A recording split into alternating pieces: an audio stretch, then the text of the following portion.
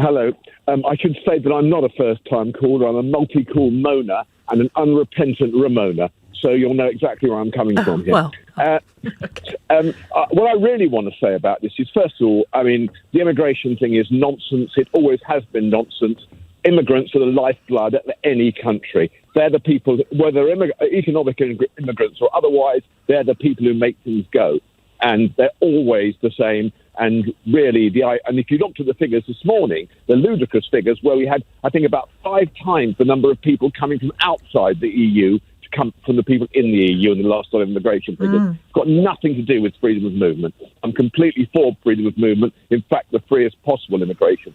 As far as the NHS is concerned, it's absolutely obvious that we need as many trained nurses as we can and doctors, and we're going to have to pay for them to come from outside because there's apparently 1 in 10 vacancies in the NHS. How on earth are you going to fill them when it takes 3 years to train a nurse and 7 years to train a doctor? Well, and then more for them to be senior doctors leading the NHS, you know.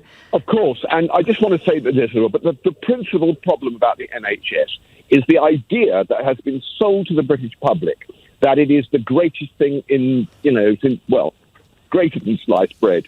I'm absolutely certain that if you went to Germany or if you went to France or if you went to Israel, all of which, none of them would swap their systems for ours. They pay more. They don't have the same kind of system. And when you were talking to the Irish nurse just now, I was quite interested because you have to pay in Ireland a contribution. It's a mixture, isn't it, of state and private? It is a mixture. And the problem is really we have got an exponentially increasingly expensive health system. Inevitably, medical science makes people live longer. And therefore, that is going to end this process. You've got increasing longevity. Old people suck up most of the budget. I am one, and I know. And that, of course, is completely unsustainable in the long term. There has to be a different approach. And honestly, the only people who can really change this, we need a consensus, a multi-party approach to this and to social services. And the Labour Party, it's in their gift. If you remember, Ed Miliband talked about weaponising the health service. And just as the Tories, a sensible defence policy is in the Tories' gift because they've got to accept that it can't be an electoral card for them to play, so Labour have to accept that too.